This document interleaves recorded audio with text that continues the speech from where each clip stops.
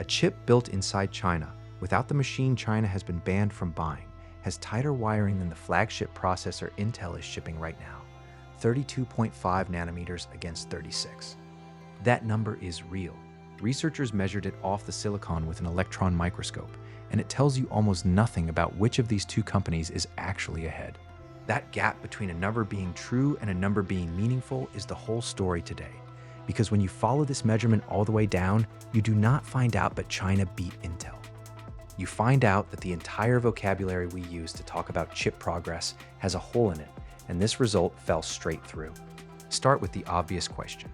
How does a foundry using older, restricted equipment print a finer wiring layer than a company with full access to the most advanced lithography on Earth? You already know the shape of the answer. No extreme ultraviolet, so you pattern the same layer multiple times with deep ultraviolet instead, building the fine structure up in stages. We have covered that technique on this channel before, and by itself, it is not the interesting part anymore. The interesting part is what SMIC had to do everywhere else to make that one number land. First, who measured it? This did not come from SMIC, and it did not come from Huawei. The firm SemiAnalysis opened a teardown lab in Hillsboro, Oregon, bought a Huawei Mate 80 off the shelf, cut the Kirin 9030 processor out of it, and imaged the silicon directly. No permission, no cooperation, no company press release in the chain anywhere. They also tore down a MediaTek chip built on TSMC's N6 process and ran identical measurements on both, so the comparison came from one lab using one method. That is as clean as public evidence gets in this industry. What they found in the SMIC process is not one clever trick. It is every available trick deployed simultaneously with nothing held in reserve. Multi-patterning gets you the pitch. But pitch alone does not give you a working, dense chip, and normally extreme ultraviolet buys you margin everywhere else while you spend your effort on the layers that matter. SMIC had no margin to spend, so they used 2 fins per transistor rather than more. They landed the contact directly on top of the active gate instead of beside it, which saves area and makes the process considerably less forgiving. They used single diffusion breaks between neighboring cells rather than double, which packs the cells closer at the cost of electrical isolation. Each of those is a known technique. Choosing all of them at once in the same process is the decision of a company that has accepted risk everywhere in exchange for density in one place. And it worked, on paper. SemiAnalysis measured the process at 113.4 million transistors per square millimeter, slightly ahead of the TSMC node they compared it against. So that is the result that went around the world. Chinese foundry, no extreme ultraviolet, beats Intel on wiring pitch. Sanctions failed. Except there is something strange about that 36 nanometer Intel number. Intel's 18A process is not limited to 36 nanometers. The process itself supports a minimum metal pitch of around 32 nanometers, which is tighter than SMIC's 32.5. 36 is simply what Intel chose to ship in this particular product, because on a leading node, you trade pitch against performance, power, and yield, and Intel took the other side of that trade deliberately. Sit with what that does to the headline. SMIC did not surpass Intel's manufacturing capability. SMIC surpassed one implementation decision Intel made in one shipping product, on one layer, measured one way.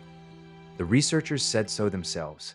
They described their own headline metric as a carefully selected one, and then most of the coverage quoted the metric and skipped the sentence. Now the second number, and this is the one that actually explains the situation. On overall transistor density against Intel's high-density library, SMIC's process trails by roughly 38%. Hold those two figures next to each other, because the contradiction between them is the point. On minimum metal pitch, SMIC looks ahead. On total density, SMIC is nowhere close. Both measurements are honest.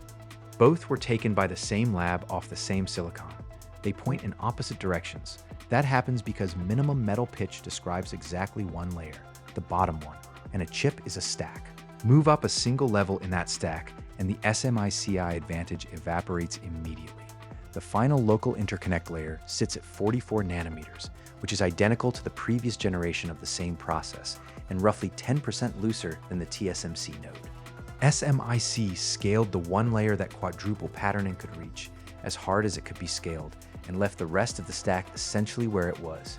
So the honest description is not that China is ahead, and not that China is behind. It is that the relationship between these two processes has become genuinely nonlinear, and no single number can hold it. Which brings us to the real problem, and it is bigger than either company. Look at the vocabulary we have been using. 7 nanometer, 5 nanometer, 18A. None of those names refer to any physical dimension on the chip. They have not for over a decade. They are product names. The process at the center of this story is called N+3, and the two most respected teardown labs in the world could not agree on what to call it, landing somewhere between 7 and 5 nanometer without either label fitting. Then there is density itself, which sounds objective and is not. SemiAnalysis made this point by taking Huawei's own published method for calculating transistor density and applying it to an AMD product. The result was 460.2 million transistors per square millimeter this year, against the 295 million Huawei is targeting for 2031. The formula was not fabricated, it was Huawei's. Run consistently, it produced a number so flattering to a competitor that it discredits itself. And underneath all of it, density is not performance. The phone this chip is sitting inside performs roughly like an Android flagship from 3 years ago.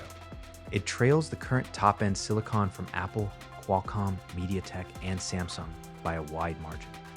Every density record in this story was purchased with more masks, longer cycle times, worse yield, and worse power efficiency, none of which appear anywhere in the metric that made the headline. So here is the tactical read. SMIC did something difficult and real, and it does not mean what the number implied. The strategic read is harder.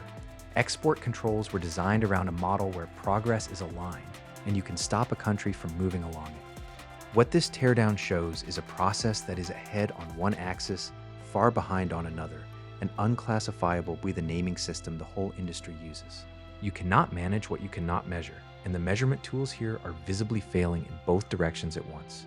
That is a policy problem before it is an engineering one. And the part nobody noticed. Every actor in this story has an incentive to pick the flattering metric. Huawei has a density formula that favors Huawei. Intel has a process node name with no physical meaning. SMIC has one layer worth publicizing and a stack worth ignoring. The only reason we know any of this is that a private lab bought a phone at retail and measured the silicon itself. The measurement did not fail because the science is hard. It failed because almost nobody in the chain had any reason to fix it. If this story gave you a new way to see how chip progress gets measured, subscribe now, because we track the moves that don't make the headlines, the shifts that rewrite global power before the mainstream catches on. And if the vertical stacking point at the end of this landed for you, that is exactly where this story goes next. Because while everyone was arguing about who won a wiring layer, a separate line of research has been working on the thing that makes the argument obsolete. Not stacking finished chips on top of each other, which the industry already does. Building the second layer of transistors directly on top of the first, in the same piece of silicon, in one continuous process. If that works at scale, the flat measurements this entire video is built on stop applying to anybody, in any country, on any node. The number of companies quietly pursuing that path is larger than most people realize, and the reason they are quiet is more interesting than the technology.